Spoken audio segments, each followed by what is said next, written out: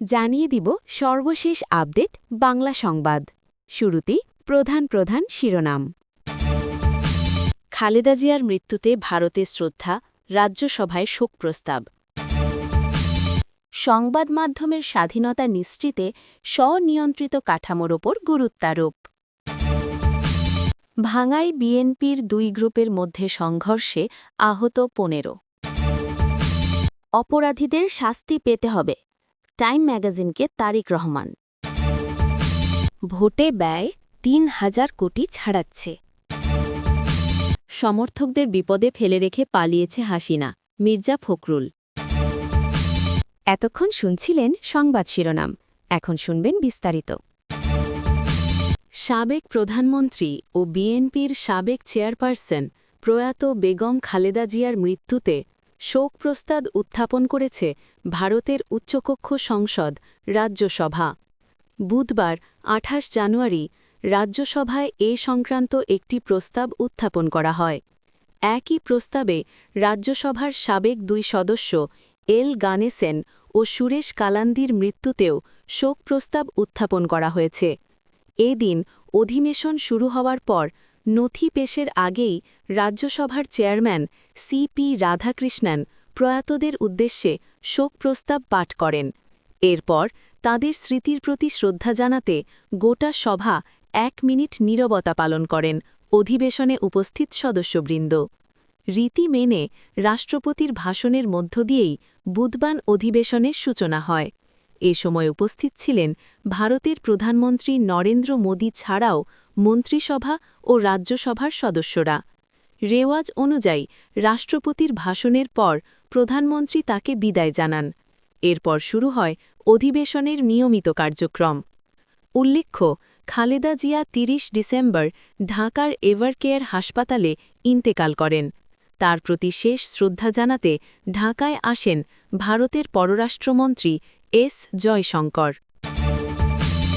বাংলাদেশি সংবাদমাধ্যমে বাহ্যিক চাপ কমানো, পেশাগত মানদণ্ড বজায় রাখা এবং সংবাদমাধ্যমের উপর পাঠক দর্শকের আস্থা ফিরিয়ে আনার লক্ষ্যে সংবাদমাধ্যমগুলোতে স্বনিয়ন্ত্রণ ব্যবস্থা জোরদারে, বিশেষ করে অভ্যন্তরীণ সম্পাদকীয় চর্চা এবং জবাবদিহি কাঠামো শক্তিশালী করার প্রয়োজনীয়তার ওপর গুরুত্বারোপ করেছেন গণমাধ্যম সংশ্লিষ্ট অংশীজনেরা। সম্পাদকীয় নীতিমালার কার্যকর চর্চা, পরিচালন ব্যবস্থায় স্বচ্ছতা ও জবাবদিহি এবং পাঠক দর্শকের জন্য উপযোগী অভিযোগ নিষ্পত্তি ব্যবস্থা সংবাদমাধ্যমের জবাবদিহি নিশ্চিত করার একটি বাস্তব ও কার্যকর পথ হতে পারে বলেও তারা একমত পোষণ করেন। পাশাপাশি সংবাদমাধ্যম ও সাংবাদিকদের নৈতিক মান বজায় রেখে স্বাধীনতা ও জবাবদিহির মধ্যে ভারসাম্য রক্ষার মধ্য দিয়ে দর্শক শ্রোতার আস্থা ফিরিয়ে আনতে এটি সহায়তা করবে বলেও তারা মত দেন। Media resources development initiative MRDI কর্তৃক প্রণীত media self regulation in Bangladesh the cornerstone of an accountable free press শীর্ষক পলিসি পেপার প্রকাশ উপলক্ষে আয়োজিত এক মাল্টি স্টেকহোল্ডার পলিসি ডায়ালগে এসব মতামত উঠে এসেছে। বুধবার ২৮ জানুয়ারি দ্য এশিয়া ফাউন্ডেশন এর promoting effective, responsive and inclusive governance in Bangladesh পেরি কর্মসূচির অধীনে এবং যুক্তরাজ্যের ফরেন, কমনওয়েলথ অ্যান্ড ডেভেলপমেন্ট অফিসের সহায়তায় এ সংলাপটি আয়োজন করে MRDI। বাংলাদেশি সাংবাদিকতার পেশাগত ও নৈতিক মানোন্নয়নের পথ নিয়ে আলোচনা এবং সংবাদমাধ্যমের স্বনিয়ন্ত্রণ ব্যবস্থা কার্যকর করার সম্ভাব্য কাঠামো মূল্যায়নের অংশ হিসেবে সংবাদমাধ্যমের মালিক, সম্পাদক, সংবাদমাধ্যম সিদ্ধান্ত গ্রহীতা, সাংবাদিক ইউনিয়ন ও অ্যাসোসিয়েশনের নেতৃবৃন্দ, নাগরিক সমাজের প্রতিনিধি, সাংবাদিকতা বিভাগের শিক্ষক এবং উন্নয়ন সহযোগীদের উপস্থিতিতে এই পলিসি পেপারটি প্রকাশ করা হয়। ফরিদপুরের ভাঙায় আওয়ামী লীগ থেকে বিএনপিতে যোগদানের একদিন পরেই বিএনপির দুই গ্রুপের মধ্যে কয়েক দফায় সংঘর্ষে ১৫ জন আহত হয়েছেন। বুধবার ২৮ জানুয়ারি সকাল থেকে দুপুর পর্যন্ত ভাঙ্গা উপজেলার চুমরদি ইউনিয়নের বাবনাতলা গ্রামে এ ঘটনা ঘটে। তবে বর্তমানে পরিস্থিতি নিয়ন্ত্রণে রয়েছে। জানা গেছে, গতকাল মঙ্গলবার বিকেলে ঘাড়ুয়া ইউনিয়নের গঙ্গাধরদি গ্রামে মতিউর রহমানের বাড়িতে বিএনপির আয়োজিত এক উঠান বৈঠক অনুষ্ঠিত হয়।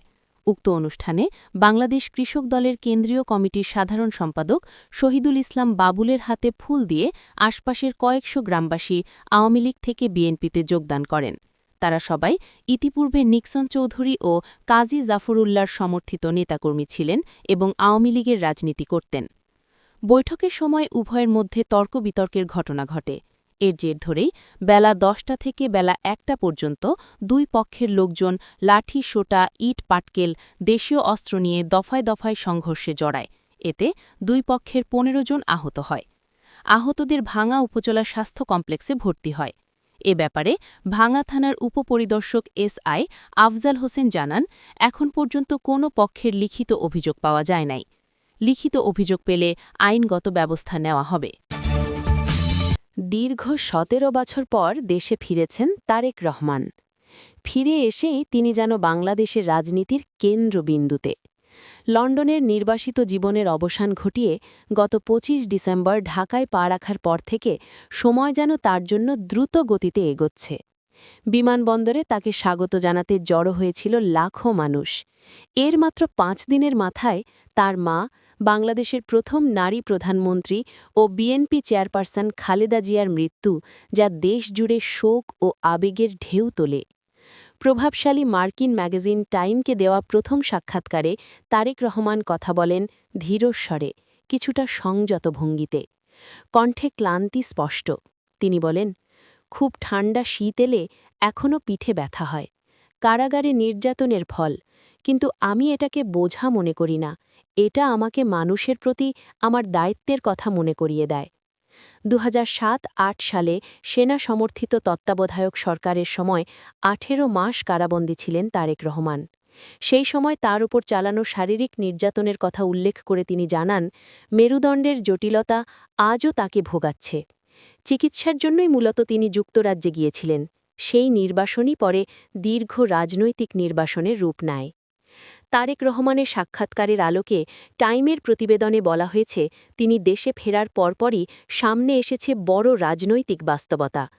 আগামী ১২ই ফেব্রুয়ারির জাতীয় নির্বাচনে তার নেতৃত্বাধীন বিএনপিকে এগিয়ে রাখা হচ্ছে। সাম্প্রতিক জরিপে দলটির সমর্থন দেখা গেছে প্রায় ৭০%।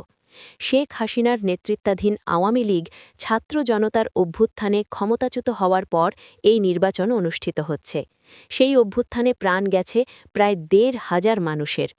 সাক্ষাৎকারে তারেক রহমান নিজেকে উপস্থাপন করেছেন এক ধরনের সেতু বন্ধন হিসেবে। একদিকে মুক্তিযুদ্ধ পরবর্তী রাজনৈতিক উত্তরাধিকার, অন্যদিকে জেন জেড প্রজন্মের আকাঙ্ক্ষা। তিনি বলেন, আমি এখানে এসেছি শুধু বাবা মায়ের সন্তান বলে নয়, আমার দলের কর্মী সমর্থকেরাই আমাকে এখানে এনেছেন। অতীত শাসনামল, বিশেষ করে ২০০১ থেকে ৬ মেয়াদে দুর্নীতি নিয়ন্ত্রণে বিএনপির দুর্বলতার কথাও উল্লেখ করা হয়েছে প্রতিবেদনটিতে। তবে নিজের বিরুদ্ধে সমালোচকদের দুর্নীতির অভিযোগকে অস্বীকার করেছেন তারেক রহমান। তিনি বলেন, তারা কিছুই প্রমাণ করতে পারেনি। বাংলাদেশের অর্থনৈতিক বাস্তবতা অত্যন্ত কঠিন। উচ্চ মূল্যস্ফীতি, দুর্বল মুদ্রা, কমতে থাকা বৈদেশিক মুদ্রার রিজার্ভ, সব মিলিয়ে চাপের মধ্যে সাধারণ মানুষের জীবনযাত্রা। প্রতি বছর প্রায় ২০ লাখ তরুণ শ্রমবাজারে প্রবেশ করছেন, অথচ যুব বেকারত্ব ১৩% বেশি। তারেক রহমান দাবি করেছেন, তিনি এসব চ্যালেঞ্জ মোকাবিলায় পরিকল্পনা ভিত্তিক রাজনীতিতে বিশ্বাসী। আসন্ন ত্রয়োদশ জাতীয় সংসদ নির্বাচন ও গণভোটের বাজেট ও ভোটকেন্দ্রের চূড়ান্ত তালিকা প্রকাশ করেছে নির্বাচন কমিশন ইসি। এবারের নির্বাচনে ৩,১০০ কোটি টাকা ব্যয় নির্ধারণ করেছে সাংবিধানিক সংস্থাটি। ভোটগ্রহণ হবে ৪২,৭৬৬টি ভোটকেন্দ্রের ২,৪৭,৮৮২টি ভোটকক্ষে। এই নির্বাচনে ভোটের মাঠে দায়িত্ব পালন করা বিএনসিসি ক্যাডেটদের রাজনৈতিক সংশ্লিষ্টতা যাচাই করার সিদ্ধান্ত নেওয়া হয়েছে। এছাড়া ভোট সামনে রেখে প্রার্থীদেরকে কোনো অনুদান, বরাদ্দ ও সংবর্ধনা গ্রহণে নিষেধাজ্ঞা দিয়েছে ইসি।